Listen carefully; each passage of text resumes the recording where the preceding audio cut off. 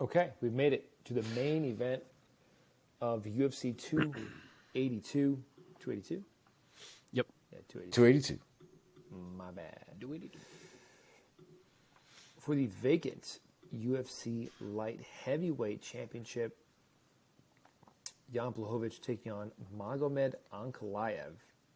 So just a quick recap here. The current champ, Yuri Prohaska, was originally expected to rematch with Glover Teixeira.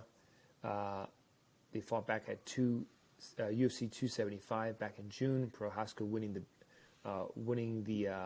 that fight. However, for this rematch, Prohaska pulled out due to a terrible shoulder injury that was apparently so bad that it would require surgery and at least a 6-month rehab period. So he vacated the title, and Teixeira subsequently refused a replacement opponent or a replacement fight against Ankalaev. Therefore, what am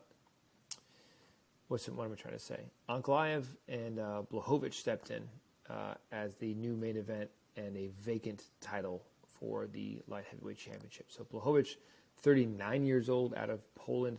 He is 29-9, 9 knockouts, 9 subs, 11 decisions, coming off of a TKO victory against Alexander Rakic, in which Rakic blew out his knee, of course, in round number 3. And Ankalaev, the 30-year-old out of Dagestan, Russia. He is 17-1. His only loss coming, it was his first fight in the UFC, came at the hands of Paul Craig, who finished him by a triangle choke. He has been undefeated since, and his most recent victory came against Anthony Lionheart-Smith by TKO back in July of this year. Omar, start us off, give us your take, and then your pick. So the fight is very interesting because you have somebody in Ankalaev who essentially hasn't lost. The fight against Paul Craig, while he did lose, he was beating the shit out of Paul Craig up until the very end when Paul Craig did his Paul Craig thing and got him caught. So I rank Ankalaev a pretty big deal and a real big problem in that division. Jan Blachowicz has shown that he can obviously hang with the elite, but he's also shown that he could fall as well. Ankalaev seems to be a little bit sharper everywhere. He seems to be very good everywhere. A lot of times when you think of Dagestani, you think of heavy wrestling, you think of good wrestling, significant elite wrestling. But Ankalaev is good everywhere. Not only is his wrestling good, but his striking is significantly good. And personally, I think it's better than Jan's striking is. I just think Magomed is better everywhere. I feel bad for Jan because at 39 years old, I don't know how many more opportunities Jan's going to have to try to capture gold or even continue in MMA, frankly. But I think that Magomed Ankalaev is a tall order. He's a prospect that we've seen coming for a long time, and I think it was just a matter of time before he got this opportunity. And I can't imagine that any of us thought that once Ankalaev got this opportunity, he wouldn't be able to capitalize on it. So I'm going to go with Ankalaev. I actually think he stops Jan. I'm going to go with KO round 2. Okay, Mark.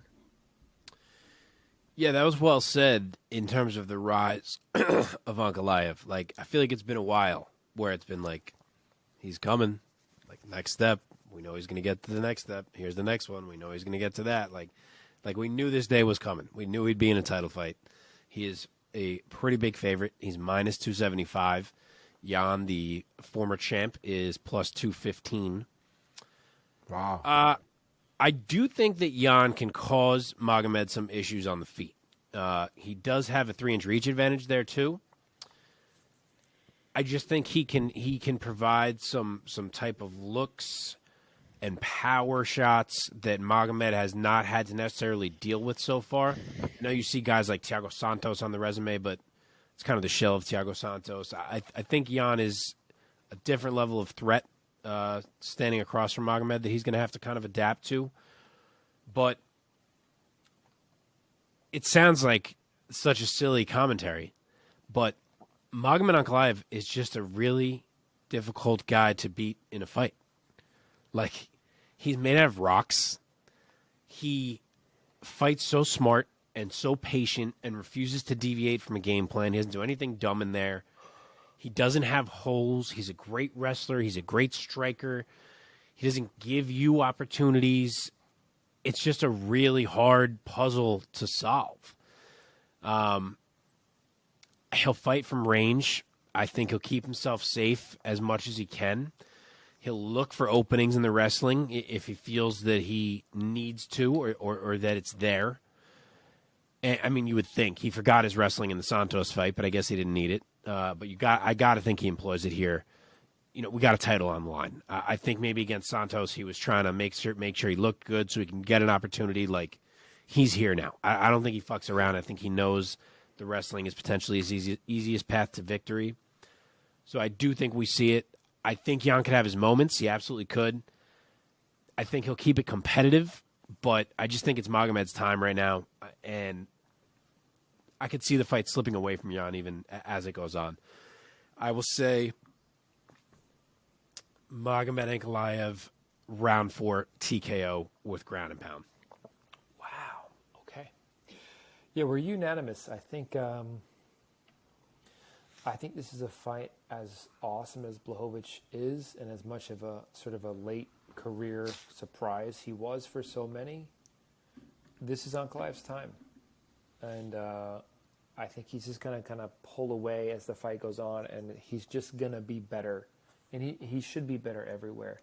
To me, the one area that he just has to be careful, of course, is Blachowicz's power, but I think he's just so good. He's so good defensively. I think he will stay away from Blachowicz's power. And I see a clear 5-round pulling away. It becomes a little bit more dominant in the later rounds. And Ankalaev wins a clear UD and now the UFC light heavyweight champion. And he will be, I don't know what will be next for him.